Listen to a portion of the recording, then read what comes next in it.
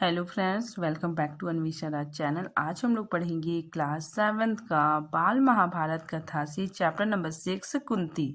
आज हम लोग कुंती पढ़ेंगे। यदुवंश के प्रसिद्ध राजा सूरसेन श्री कृष्ण के पितामह थे। ठीक है, सूरसेन यदुवंश के प्रसिद्ध राजा थे और वे श्री कृष्ण के पितामह मतलब वे दादाजी थे। ठीक है, श्री कृष्ण के दादाजी थे। इनके प्रीथा नाम की कन्या थी। ठीक है, प्रीथा नाम की सूरसेन की प्रीथा नाम की एक पुत्री थी। उनके रूप और गुणों की कीर्ति दूर दूर तक फैली हुई थी। मतलब जो प्रीथा थी उसके रूप और गुण की कीर्ति दूर दूर तक फैली हुई थी। ठीक है, वो प्रीथा बहुत ही मतलब गुणों से भरपूर थी। ठीक है, शेर के फुफेरे भाई कुंती भोज के कोई संतान ना थी। ठीक है, जो सूरसेन थे उसके जो फुफेरे भाई थे कुंती भोज, उसका कोई भी संतान नहीं था। ठीक है, सूरसेन ने कुंती भोज को वचन दिया था मतलब उससे कुंती भोज को प्रॉमिस किया था कि उसकी जो पहली संतान होगी, ठीक है, पहली संतान होगी, या तो बेटी होगा या तो बेटा होगा, कुछ भी होगा। ठीक है, तो उसकी जो पहली संतान होगी उसे कुंती भोज को गोद दे देंगे। ठीक है, उस बच्चे को कुंती भोज को दे देंगे, गोद दे देंगे। उसी के अनुसार सूरसेन ने कुंती भोज को प्रीथा गोद दे दी। ठीक है, इससे वचन के कारण सूरसेन ने अपने फुफेरे भाई कुंती भोज को अपनी बेटी प्रीथा को गोद दे दी। ठीक है, कुंती भोज के यहाँ आने पर प्रीथा का नाम कुंती पड़ गया। ठीक है, मतलब कुंती भोज के यहाँ पे प्रीथा आ गई। ठीक है, तो उसका टाइटल मतलब उसका नाम कुंती पड़ गया। कुंती के बचपन में ऋषि दुर्वासा एक बार कुंती भोज के यहाँ पधारे थे। मतलब जब कुंती छोटी थी, ठीक है, तो बचपन में ऋषि दुर्वासा, ठीक है, ये बहुत ज़्यादा मतलब जो ऋषि दुर्वासा है ये मतलब बहुत जल्दी गुस्सा हो जाते हैं, बहुत जल्दी रुष्ट हो जाते हैं। ठीक है, मतलब गुस्सा हो जाएंगे, कुछ ना कुछ शराब भी दे देंगे। ठीक है, तो इनको खुश करना बहुत ही मतलब मुश्किल भरा काम है। ठीक है, तो एक बार क्या होता है कि कुंती भोज के यहाँ पे ऋषि दुर्वासा आए थे। ठीक है, कुंती ने 1 वर्ष तक बड़ी सावधानी और सहनशीलता के साथ उसकी सेवा शुश्रूषा की। कुंती ने क्या किया कि दुर्वासा ऋषि की बहुत सावधानी से, बहुत सहनशीलता के साथ उनकी सेवा की। उसकी सेवा टहल से दुर्वासा ऋषि प्रसन्न हो गए। ठीक है, मतलब कुंती ने बहुत अच्छे से उनकी देखभाल की तो ऋषि दुर्वासा बहुत प्रसन्न हो गए और उसे उपदेश दिया और बोले, मतलब ऋषि दुर्वासा उनको उपदेश दिए, मतलब उनको आशीर्वाद दिए और बोले, कुंती भोज कन्ये, तुम किसी भी देवता का ध्यान करोगी तो वह अपने ही समान एक तेजस्वी पुत्र तुम्हें प्रदान करेंगे। ठीक है, तो वे आशीर्वाद देते हैं कि तुम किसी भी देवता का ध्यान करोगी, ठीक है, हाथ जोड़ के प्रेयर करोगी, मतलब उनका ध्यान करोगी तो वो अपने ही समान तुम्हें एक पुत्र देंगे। ठीक है, तुम्हें एक पुत्र की प्राप्ति होगी।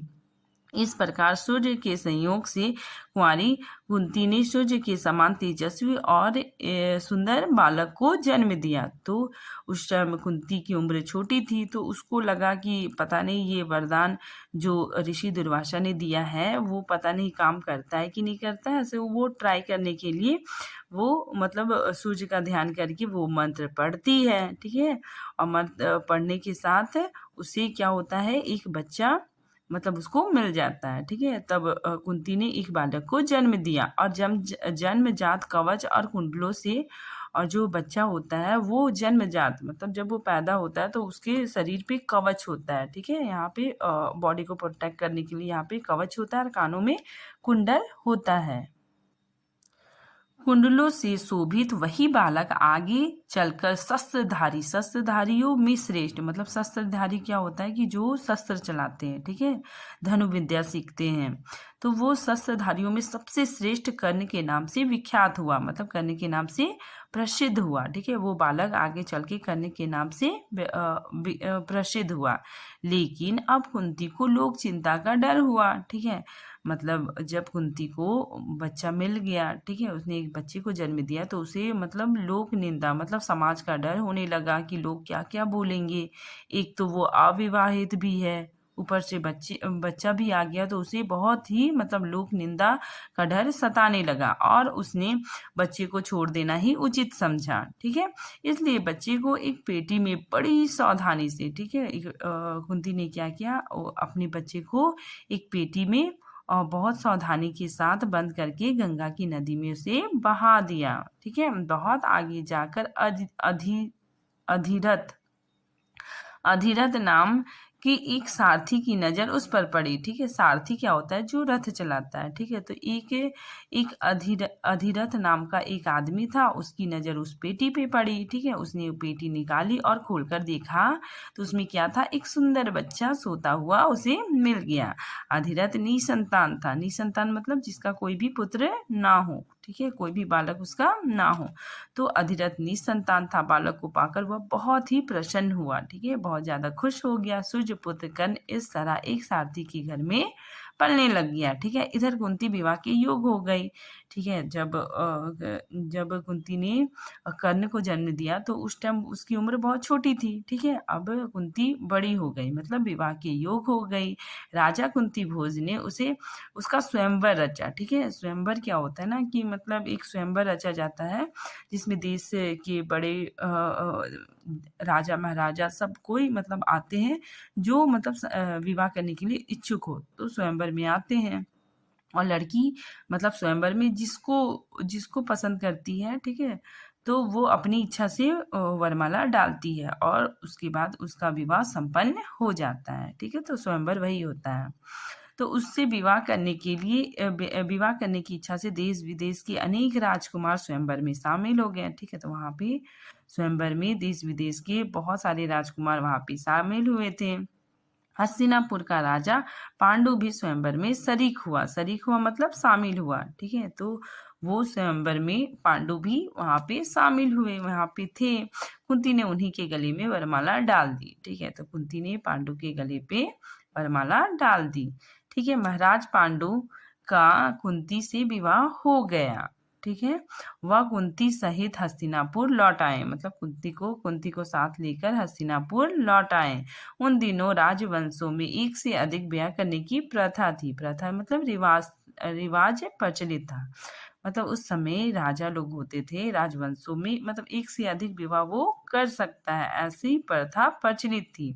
इसी रिवाज के अनुसार पितामह भीष्म की सलाह से महाराज पांडु ने मद्राज की कन्या माद्री से भी विवाह कर लिया। ठीक है, तो पांडु मद्राज की कन्या माद्री से भी ब्याह कर लिया। ठीक है, भीष्म पितामह ने उन्हें सलाह दिया और वे महाराज पांडु ने माद्री से भी विवाह कर लिया। ठीक है, एक दिन महाराज पांडु वन में शिकार खेलने गए। ठीक है, मतलब पहले के जो राजा महाराजा लोग होते थे वो लोग जंगल में शिकार खेलने के लिए जाते थे। ठीक है, वही जंगल में हिरण के रूप में एक ऋषि दंपति क्या होता है कि पति और पत्नी को दंपति कहा जाता है। ठीक है, तो एक ऋषि दंपति हिरण का रूप धारण करके विहार कर रहे थे। ठीक है, मतलब ऋषि मुनि लोग अपने से मतलब अपनी विद्या से कुछ भी बन जाते थे। ठीक है, या तो वो हिरण बन जाएंगे या तो वो खरगोश बन जाएंगे। ठीक है, तो एक ऋषि दंपति थे, वो हिरण का रूप धारण करके मतलब जंगल में घूम रहे थे।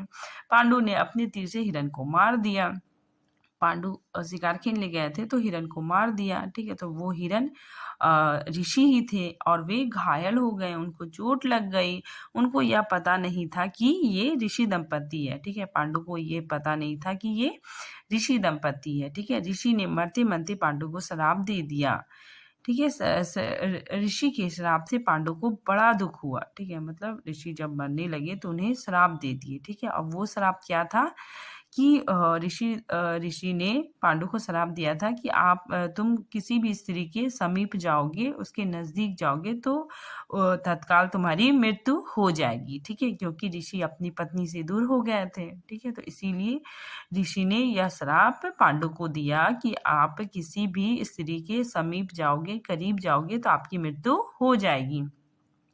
ऋषि के शाप से पांडु को बड़ा दुख हुआ। ठीक है, साथ ही वह अपनी भूल से खिन्न होकर नगर लौटा। खिन्न होकर मतलब बहुत दुखी होकर नगर लौटा और पितामह भीष्म तथा विदुर को राज का भार सौंप दिया। ठीक है, विदुर को और पितामह भीष्म को राज का पूरा भार सौंप दिया और अपनी पत्नियों को साथ लेकर वे वन चले आए। ठीक है, जंगल चले आए। वहीं पर ब्रह्मचारी जैसा जीवन व्यतीत करने लगे। ठीक है, तो पांडु विवाहित होते हुए भी मतलब ब्रह्मचारी जैसा जीवन व्यतीत करने लग गए। ठीक है, क्योंकि उन्हें ये श्राप मिला था ऋषि के द्वारा कि तुम किसी भी स्त्री के करीब जाओगे तो तुम्हारी मृत्यु हो जाएगी। कुंती ने देखा कि महाराज को संतान लालसा तो है, मतलब संतान की इच्छा है। ठीक है, वे पुत्र चाहते हैं, लेकिन ऋषि के शाप वश वह संतान उत्पत्ति नहीं कर सकते। ठीक है, मतलब ऋषि का जो श्राप था उसकी वजह से संतान की उत्पत्ति नहीं हो सकती। अतः उसने विवाह से पूर्व दुर्वासा ऋषि से पाए वरदानों का पांडु से जिक्र किया। ठीक है, तो कुंती ने क्या किया कि दुर्वासा ऋषि से उन्हें जो वरदान मिला था उसके बारे में पांडु को बताया। उनके अनुरोध से कुंती और माद्री ने देवताओं के अनुग्रह से 5 पांडवों को जन्म दिया। ठीक है, कुंती और माद्री ने क्या किया, वो मंत्र पढ़ा। ठीक है, और उन्हें पांच बच्चे मिल गए। ठीक है, तो वही बच्चे 5 पांडवों के नाम से विख्यात हुए। वन में ही 5 का जन्म हुआ। वहीं तपस्वियों के संग वह पलने लगी। ठीक है, तपस्वियों मतलब क्या होता है, जो तपस्या करता है। ठीक है, और अपनी दोनों स्त्रियों तथा बेटों के साथ महाराज पांडु कई वर्ष तक वन में रहे। ठीक है, तो पांडु अपने बच्चों के साथ, ठीक है, 5 बच्चों के साथ और स्त्रियों अपनी 2 स्त्री के साथ कई वर्षों तक वन में ही रहे। बसंत ऋतु था। सारा वन आनंद में डूबा हुआ प्रतीत हो रहा था। ठीक है, मतलब बसंत का ऋतु था और बसंत के ऋतु में क्या होता है ना कि बहुत नए नए फल, नए नए फूल खिलते हैं। ठीक है, नए नए पत्ते आते हैं, वातावरण बहुत अच्छा होता है। ठीक है, हवाएं भी चलती है बहुत अच्छे से और ना गर्मी होता है ना ठंडा होता है और प्राकृतिक बहुत ही सुंदर लगता है। ठीक है, तो बसंत ऋतु था। सारा वन आनंद में डूबा हुआ प्रतीत हो रहा था। महाराज पांडु माद्री के साथ प्रकृति की इस उद्गारमय सुषमा मतलब उफनती हुई सुंदरता। ठीक है, मतलब प्रकृति बहुत सुंदर लग रही थी और माद्री और पांडु दोनों मतलब इस प्रकृति को निहार रहे थे। ठीक है, और जो माद्री थी वो पांडु के बहुत ही करीब थी। ठीक है, और ऋषि के श्राप का असर हो गया। तो उसी टाइम ऋषि के श्राप का असर हो गया, क्योंकि उन्हें यह श्राप मिला था कि आप किसी भी स्त्री के समीप नहीं जाएंगे। तो उस टाइम माद्री उनके साथ थी। ठीक है, बहुत करीब थी। तत्काल उसकी मृत्यु हो गई। पांडु की तत्काल मृत्यु हो गई। माद्री के दुख का पार न रहा। ठीक है, माद्री बहुत दुखी हो जाती है। पति की मृत्यु का वह कारण बनी। ठीक है, पति की मृत्यु का वह कारण बन जाती है। ठीक है, उसे लगता है कि मेरी वजह से मेरे पति की मृत्यु हो गई। यह सोचकर पांडु के साथ ही वह भी मर जाती है। इस दुर्घटना से कुंती और पांडव की शोक की सीमा ना रही। ठीक है, मतलब इस दुर्घटना से कुंती बहुत ज्यादा उदास हो जाती है। ठीक है, पांडव भी, एक तो माता चली गई, ठीक है, ऊपर से एक पिताश्री भी चले गए, तो ये लोग बहुत दुख हो जाते हैं। ठीक है, दुखी हो जाते हैं। पर वन के ऋषि मुनियों ने बहुत समझा बुझाकर उनको शांत किया। ठीक है, उन्हें बहुत समझाया बुझाया और उन्हें शांत किया और उन्हें हस्तिनापुर ले जाकर पितामह भीष्म के सुपुर्द कर दिया मतलब उन्हें सौंप दिया। ठीक है, युधिष्ठिर की उम्र उस समय 16 वर्ष की थी। युधिष्ठिर की उम्र मतलब युधिष्ठिर सबसे बड़ा था और उसकी उम्र 16 वर्ष की थी। हस्तिनापुर के लोगों ने जब ऋषियों से सुना कि वन में पांडु की मृत्यु हो गई। ठीक है, मतलब हस्तिनापुर के लोगों ने जब यह सुना कि पांडु की मृत्यु वन में हो गई तो उन्हें बहुत दुख हुआ। ठीक है, बहुत ज्यादा ही दुख हुआ। पोते की मृत्यु पर शोक करती सत्यवती, ठीक है, सत्यवती जो थी वो अपने पोते की मृत्यु, मतलब दादी, ठीक है, सत्यवती थी, वो अपने पोते की मृत्यु से बहुत दुखी हो गई और अपने दोनों विधवा पुत्र वधुओं अंबिका और अंबालिका को साथ में लेकर वो वन चली गई। ठीक है, वो वन चली गई। तीनों वृद्धाएं कुछ दिन तपस्या करती रही। ठीक है, वन में जाके तपस्या करती रही, बाद में स्वर्ग सिधार गई। ठीक है, अपने कुल में जो जो छल प्रपंच तथा अन्याय होने वाला था, उन्हें ना देखना ही संभवतः उन्होंने उचित समझा। ठीक है, तो वे देश में जो छल प्रपंच हो रहा था उसको ना देखना ही उचित समझा और वे मतलब जंगल चले गए और ये तीनों विधाएं की वहां पे तपस्या करते हुए मृत्यु हो गई। ठीक है, बस इतना ही है। Thank you friend.